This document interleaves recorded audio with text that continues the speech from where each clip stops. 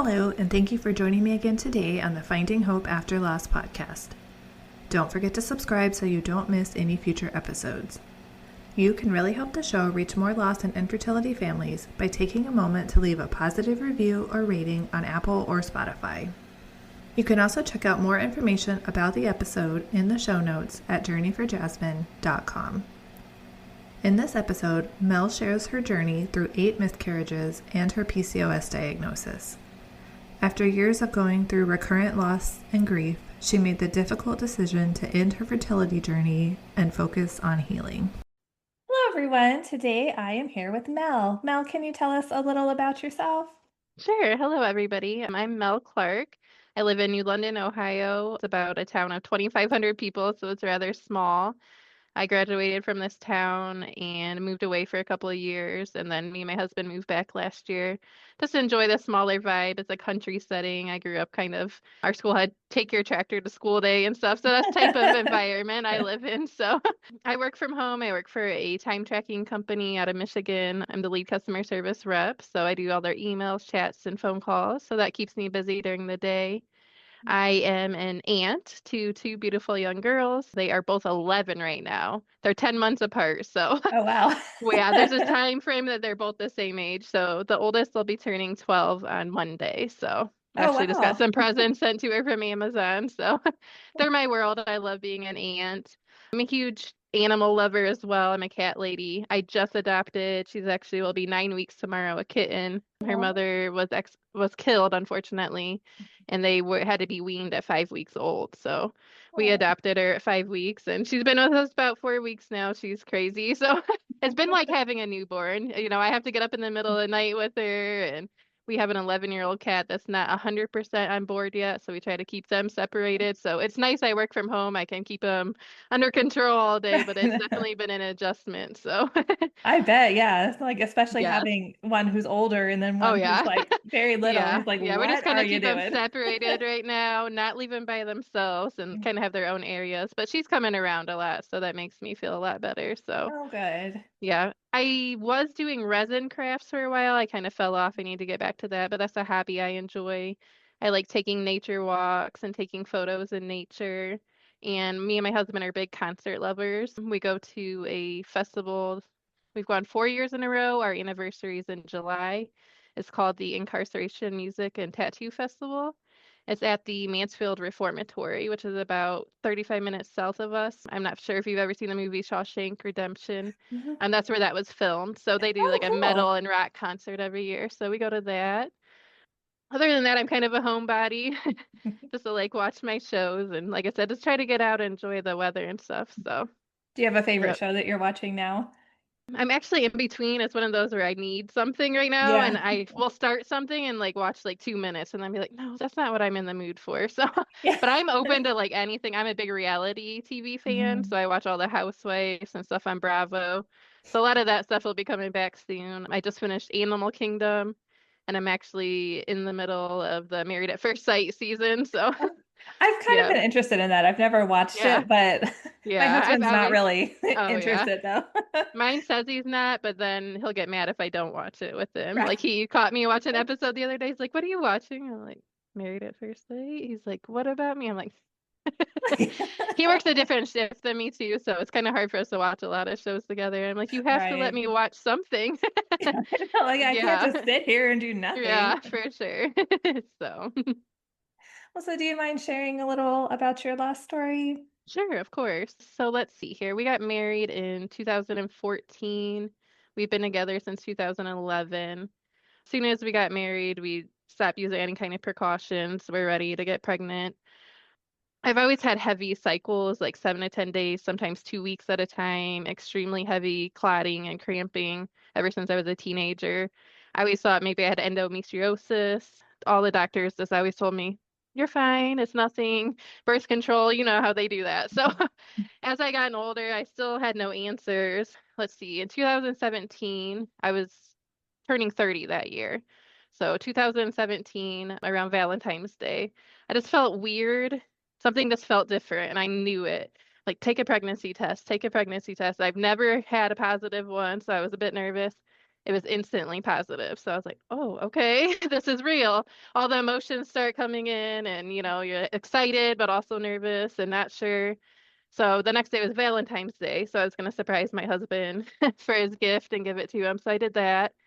I immediately reached out, tried to find a doctor, get things set up. I was, of course, early on, about 6 weeks at that time. So I had to wait another 2 weeks to go to the doctors. Didn't really tell anybody. I was going to wait till my 30th birthday in March to announce it after I had my first appointment and everything. 4 days later, on February 17th, I was working. I worked in banking at the time. And I just felt horrible all day and started having cramping and light spotting. But with it being my first pregnancy and stuff, I wasn't sure what was going on. So by the afternoon, though, I was flushed. I felt like I had a fever and I just was miserable. But I kept trying to just push through. And I would sneak away to the bathroom. But one time I did go to the bathroom, I did see the sac. I unfortunately did lose it, but like I said, it was my first loss, my first pregnancy. I didn't really know what to do. I was actually covering somebody at that bank that day, so I felt bad like asking to leave. So I just kind of finished my work day and went to the hospital immediately after work. And of course, with ultrasound and everything, they verified, of course, that I had lost the baby. Kept my, tried to level my HCGs for the next couple of days through the hospital. I didn't think about canceling my appointment, and I had never been to that doctor before. The appointment that I had scheduled for our first like visit. Immediately when I showed up and told the nurse that I lost the baby, she got angry with me and told me that I should have canceled and I should not be there, and that really messes up their day and system. So I was immediately upset. Like I Ah, had never experienced this before. I didn't know, and I expected people to be a little nicer. So I was in no, total shock. that's And then it ridiculous. was horrible. She was so mean to me. And then, of course, I had to go see the doctor. All he said to me is, I'm a plus size woman, obviously. He just looked at me and said, you're overweight, it happens. We can try again and see where it goes. That's it. He didn't give me no suggestions, no tests, nothing. So Okay, I was I really, hate this doctor's office. oh yeah, trust me. Somebody had posted before, like, Facebook recommendations. I'm like, please don't go to, because they're just not patient friendly. So, and I've always been iffy with doctors and I've always had a weight issue. So like that's hard to go to a doctor when you're overweight and stuff because it is always everything is your weight. They never want to actually test you for anything. So I was really kind of turned off after that, really uncomfortable and wasn't sure. I definitely got depressed, especially around my 30th birthday. I just didn't want to celebrate. My family didn't tell a lot of people. My mother-in-law, she actually found out afterwards and was upset that we didn't tell her right away and, kind of drama. I'm sure a lot of people have mentioned stuff like that. Like, it's our story to tell, and when we're ready, we'll tell Yeah. it. So And then it was don't just get kind of, mad at you over yeah, of it. Like, be course. a little Yeah. compassionate. Yes. My immediate family, though, my mom and stuff has always been great. My brother and my dad, men sometimes don't really know how to handle that. So I know they cared, but they never really like talked about it or anything. And of course, my husband has always been my biggest supporter and rock. So, and I know it hurt him too, but of course, he kept it more inside and let me grieve and everything. So, well, we continued to just not use protection. I didn't get pregnant again until December of that year, 2017. I immediately made an appointment. Within a couple of days, I was back in the ER and had lost that one as well. I didn't get it pregnant again until July of 2018, and I knew it immediately. And I had already started looking for new doctors, and I had found somebody, so I had his appointment scheduled. But I did end up losing it. I went to a horrible depression. I quit my job, just instantly walked away from my job, just stayed home for months and just kind of became like a recluse. That one really got me. Like it was rough. Like, of course, the first one was hard, but after going through so much and having so much hope and stuff like that, it becomes so hard to like be excited. And then it's ripped away from you within like a few days. So I really was down for a while. I got back on track towards fall. And in November of that year, I was feeling all the symptoms again.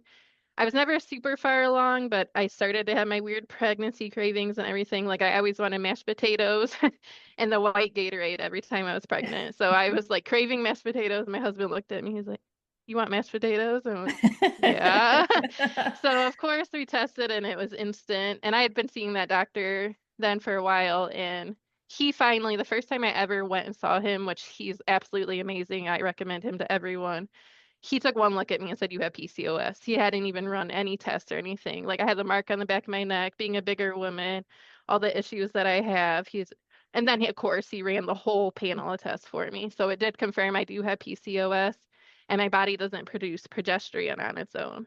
So that's why I was losing all of our babies before the 11, 12-week area, because your body doesn't make it on its own until you hit that point. So unfortunately, sometimes it's hard to know you're pregnant, even if you are tracking it and stuff. So there's, from that day on until March of 2024, we had lost 7 total, just basically because I didn't know and didn't get the progesterone in time. So I really talked about it, and physically and mentally, I just knew I couldn't go through another pregnancy again. It's just so draining on your body and just everything, recuperating mentally, physically, everything. So I had made the decision to go talk to my doctor about what my steps would be, like tubal removal, has hysterectomy, what would happen next. So he's, insurance would only cover getting my tubes removed. So we were going to go that route. Of course, I had to go through all the tests, and my pregnancy test came back positive. And I was like, okay, this is weird. I thought maybe this is my miracle baby. Like, that's weird that I had my appointment. I got tested. I'm there for not having children any longer. But unfortunately, it wasn't viable. My HCGs kept going down and then went to 0. So I decided to go along with it, but we had to let my body heal a little further. So in June of 2024, I did have my tubes removed. It was the best decision for me personally. Of course, it does hurt, and I have, guilt sometimes or like what ifs, but I just know physically in my own mental state that I couldn't go through another pregnancy again. Fostering or adoption is not completely off the table. We're not ready for it anytime soon, but I'm not closed to that chapter. Of course, if something ever happened, I know it's quite expensive, some kind of surrogacy or something in the future, I wouldn't be opposed to that either. So that's kind of where we're at now. I had started a support group around my 3rd or 4th loss when I was really going through that depression.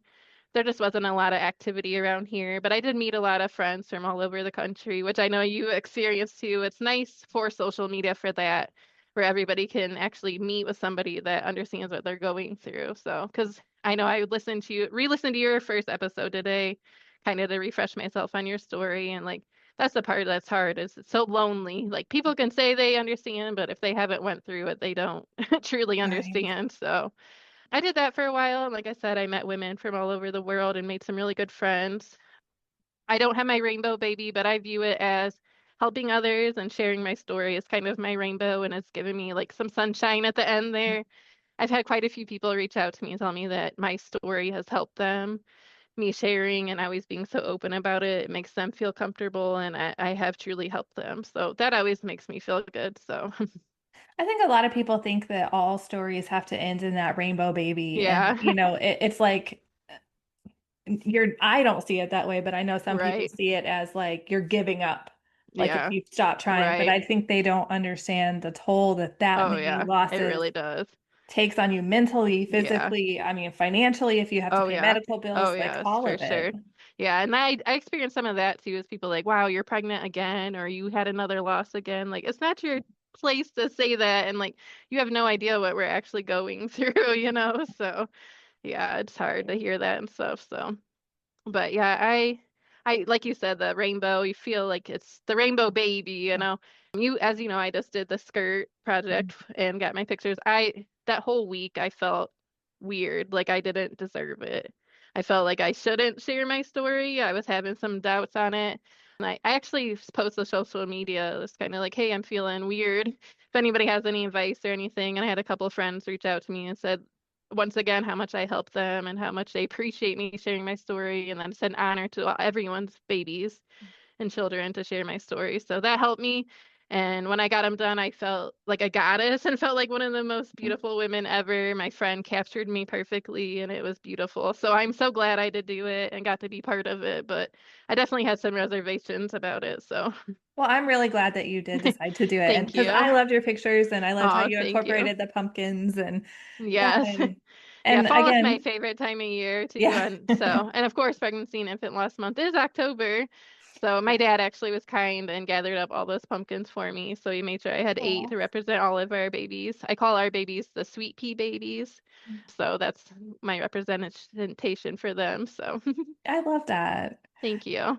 Now, I'm curious because I have PCOS as well. Did they ever like try to offer you any other like treatment options or anything that like did they even give you any options? I was on metformin for a while, but it made me extremely sick. Like I my don't stomach, like that. yeah. No. So, and I'm more of a natural person. I'm not really big on taking a bunch of medications or anything. So I always butcher like Instantol or Oh, yeah. Myo. Yeah, Yeah, I I've take a taken. supplement now for that. I have a thyroid issue too, so I take kind of a supplement and it seems to help a lot.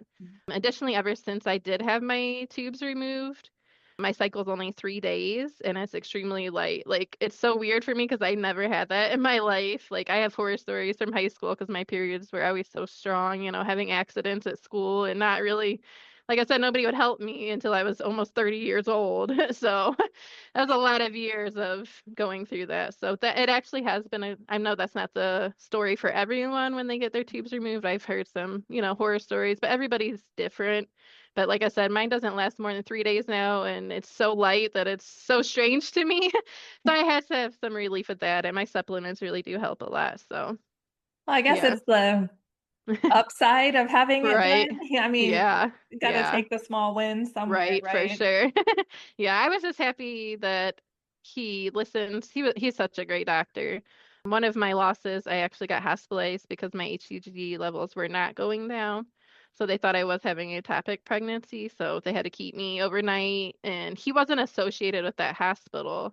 And they reached out to him, and he did everything in his power to make sure that they knew what I wanted and how I was, which made me feel so special. When I was released, he actually called me from his personal cell phone and checked on me. Like he's very great and caring doctor. So I'm so thankful for him and his staff and that I finally had that. I wish I could have had it a little sooner and we maybe would have our rainbow baby, but I am thankful that he's been there for me through everything. So I mean, yeah, that doctor can make such a difference. I mean, it can. complete opposite of what you had Yes, before. I was so scared. Like I didn't even want to go anywhere, and then I had a couple of bad experiences. I usually would go to the ER if I knew I was having miscarriage just to make sure everything was going okay. But our local hospital doesn't really know how to deal with that. So they were nice, but they weren't always very, understanding or stuff like that, and had a couple of different issues where it just felt really uncomfortable. So that added to me being nervous to go. So yeah. And then that, when you have all those bad experiences, it makes you, like you said, not want to Yeah. go to the doctor Yeah. ever. And then I feel No, like it yeah. really affects your mental health and It really affects does. you seeking treatment when you need it? Yeah, absolutely. So I am very thankful for him. The surgery was at his hospital he's associated with, and the whole staff of the hospital. Like, my dad and my husband were with me, and this is the best staff and hospital I've ever seen. So it's nice that I have found somewhere that actually does care. So Which must be a little harder in such a yeah. small area, I'm Oh, it is. guessing. Yeah, that where I live now, I'm almost an hour away. So if there is like an emergency or something, it's a bit drive, but I prefer to go there over anywhere else. So Like only in an extreme emergency will I yes, go to the yes, other place, exactly. right? Yes. Like, is my leg falling off? No, I'll just drive. Right, exactly. I've told my husband that. I'm like, if something happens, please don't take me to such and such. Please take me there if you can. Yeah, but I mean, we do what we have to do, right? I Oh, for mean, it's sure. like Yeah. we shouldn't, I mean, all doctors should be like that, but we Yeah. know they're not. Oh So, yeah, that's what makes it hard. And you don't know, there's so much going on. I can't imagine it being in their shoes. So their mental yeah. health and everything as well. So not saying they're all bad or that they're all doing it on purpose, but I'm sure it's so stressful and understaffed and everything like that. So But still, no reason to yeah. say you should have canceled this Yeah, no, appointment. I was completely shocked by that. I still to this day, another thing about that day or the day I lost our first when I worked in the bank. It's one of those things that you think about afterwards, like, man, I wish I could go back and say something. We're not allowed to sit when we wait on customers. I would never do that. But it was a bank employee. So I stayed seating because I was going through miscarriage, which she had no idea. And she had the nerve to say to me, in my day, they would have never let us sit down and wait on customers and stuff like that. So it just has stuck in my mind from that day too. Like, if only she knew what I was actually going through and trying to keep working. So Yeah, It's crazy to me because it's not that hard to just be kind to I people know. because Yeah, we, it like you is. said, we don't know what people are going through. No, And not at all. I Yeah. try to be nice to, like all my cashiers, all my Oh, yeah. waiters, all my everybody because yeah, like Yeah. Everybody's trying. This world is scary. And like you said, you have no idea what someone's going through in their mind or at home or their life. So yeah, that's something I'm very open and like try to be there for everybody. I'm actually gonna start my own podcast. I'm in the project of getting that done, get up and rolling. So it's been like a year-long thing, and I've been beating myself up like I should be there by now. But I'm gonna start recording in November and December, and for a launch in January. So that's just more. It's called Auntie Mel Mel's Life Unfiltered. I'm just gonna have friends and family and talk about different topics, addiction, pregnancy loss, and stuff like that. that And then sounds some fun amazing. stuff, yeah. So, but everyone's always like, do it, because I'm kind of everyone's counselor. Everybody always comes to me and stuff. So, and that's who I am. I enjoy taking care of others and being there for everybody else. So, Yeah. Yeah. With this, I thought about it for a long time and then I'm like, you just have to do it. Just start right, it yeah, just and start it, just set yeah, the date that this is when it comes out and yep, tell everybody because then you have no right. choice I but to do know. it.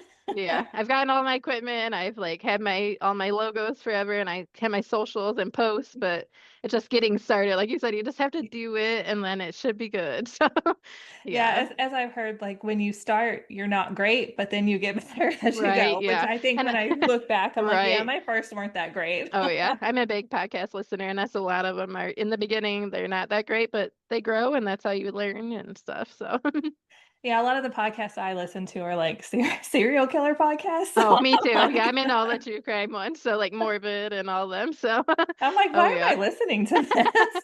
Hey, it's like our comfort. Everyone around our age is like the true crime is our comfort shows and podcasts. So, I know, but it's like if animals get hurt, I'm out. Like I'm oh not yeah, me listening to too. that. Oh, not Animals at and all. kids, I'm like, I can't Oh listen to yeah, this. But oh no. yeah, they hurt adults. That's okay. Right? That's exactly how I am. And my husband, he won't even kill a fly. He'll put it outside. So Oh that's how wow. we are too. Yeah. So is there anything special you do like for your babies each year? Um, I try to just make a post and, light candles, of course. And you can't really see it, but I have like a memorial area set back up here.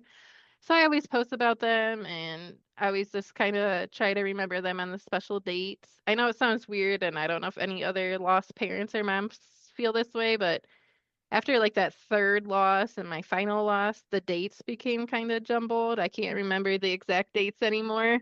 So sometimes I feel guilty about that, but I think it was just my way of coping and going through. It's not like they didn't matter. It's just I like have a roundabout when they were, but I can't remember the exact dates anymore. So typically just for my first loss and then like awareness month I post stuff. So If it makes you feel better, I don't remember the exact dates of my two early losses. yeah. Sometimes I even get the year mixed up. Right. It's It just, becomes a lot, yeah, and you're just yeah, and like I think it is part of like a coping mechanism too, kind of. So, but yeah. yeah. And we don't have with early losses, hmm you don't have that tangible, we don't No. like with those, I don't have Yeah. an ultrasound picture. I never heard Right. a heartbeat. I Yeah. don't have anything saying Right. they were Yeah. here.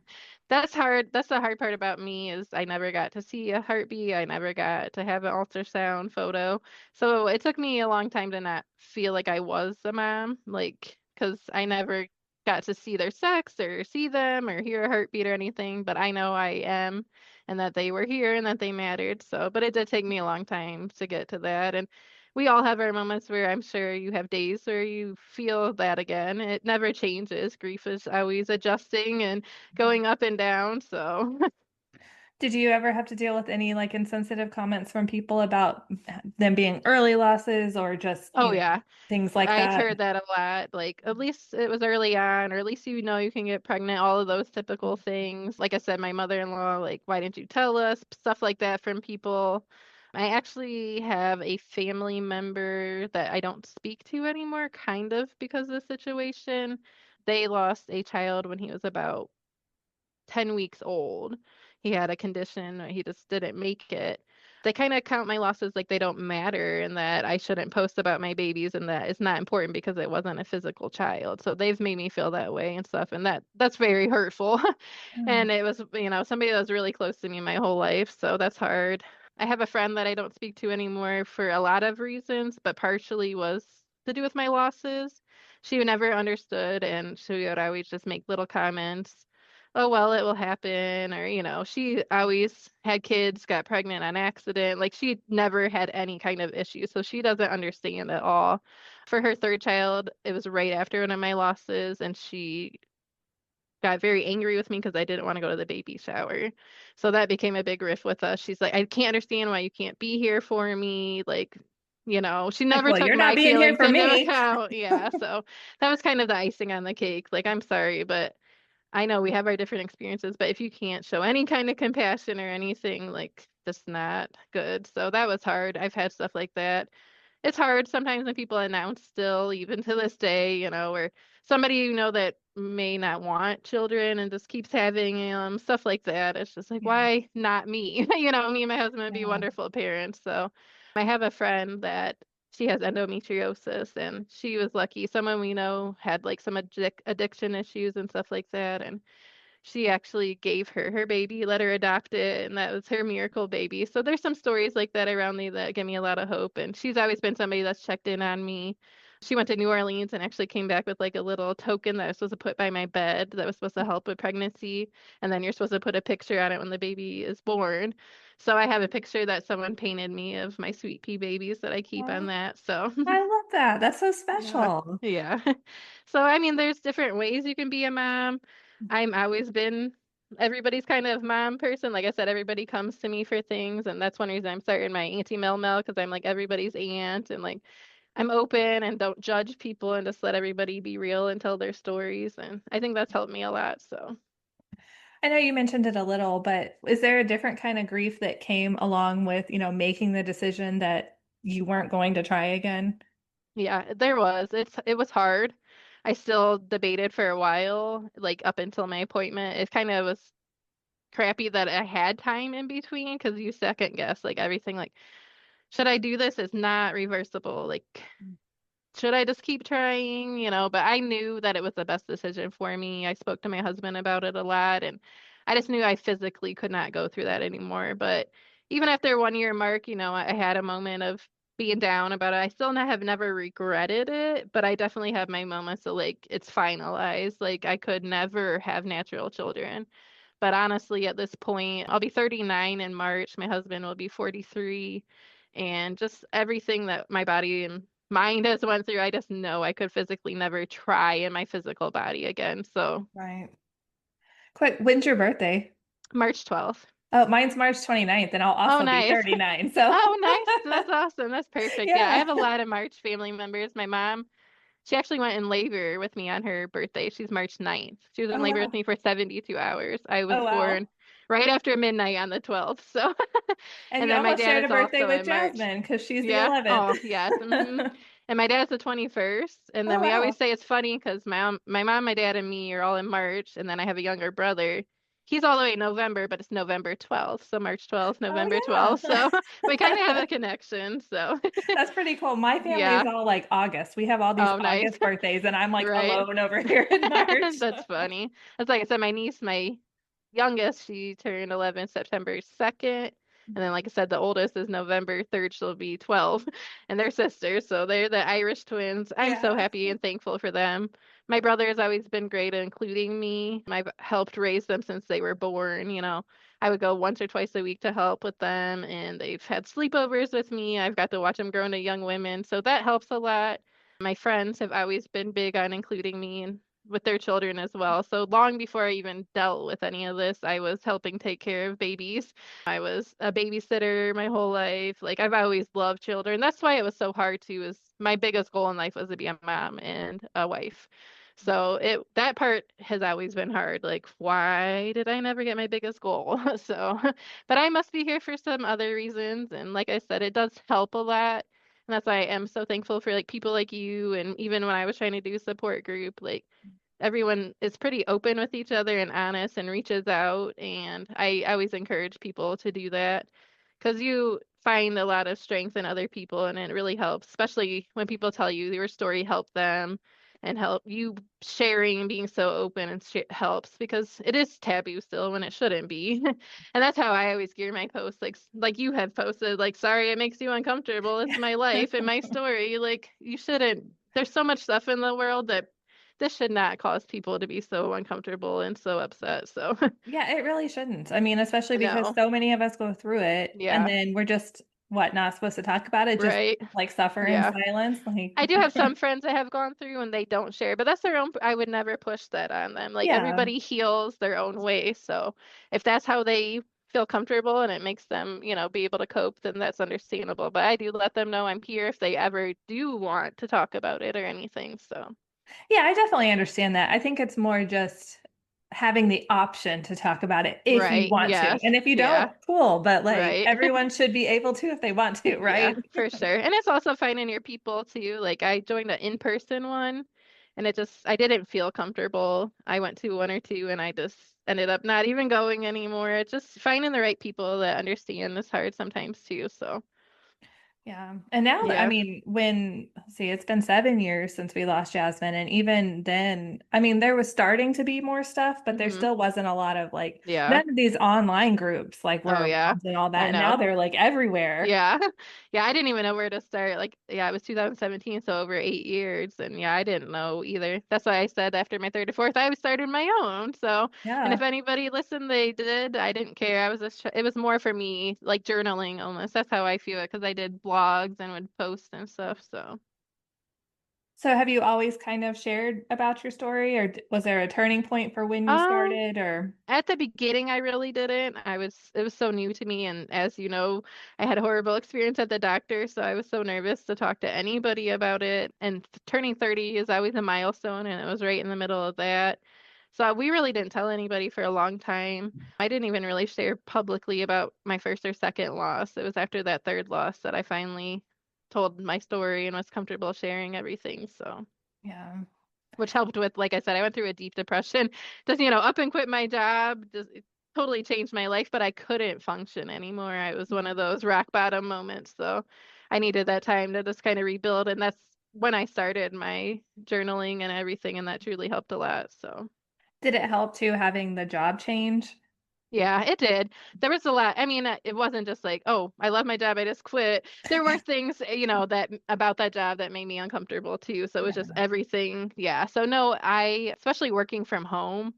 I have going on 4 years of working at home, and it's been the best mental health thing for me. Like, I'm a big people person, and it sounds weird because I go to like metal concerts with 30,000 people.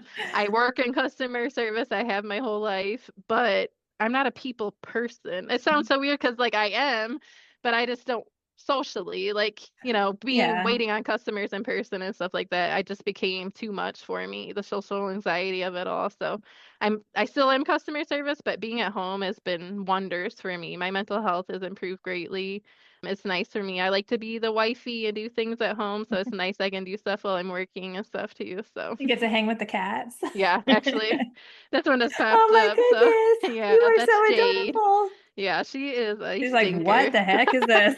Yeah, she loves to jump on my laptop all day while I'm working. So that's I've been trying to keep her under control. I'm like, is she gonna pop up while I'm in this podcast today? So and it's really nice. The company I work for is a smaller company and everyone's animal lovers. So like the first couple of weeks we have a family meeting every week and she kept trying to like I felt like, oh no, they probably think I'm so unprofessional, but everybody's animals are always on camera and we Oh, all share good. them and Well, that stuff like sounds that. fun. So That sounds like yeah. a fun meeting. Oh yeah. So it was nice. I'm glad I work somewhere that everybody cares and stuff. So as Working long at as I'm home getting really my makes a work done. difference. Oh, for sure. I love it. I have thought about, it does get lonely sometimes, like especially I don't have any kids or anything and my husband works the opposite shift from me.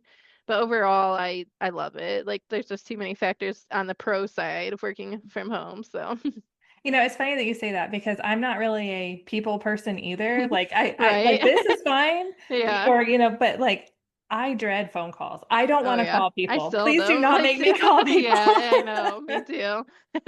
I'm one of those if you get an unknown number, you like Google it. It's like Yeah, don't I do answer, you that just too. Google it, wait for a voicemail or something, and then you're like, okay. Even in my job, I have to talk to people, and sometimes I'm like, don't answer.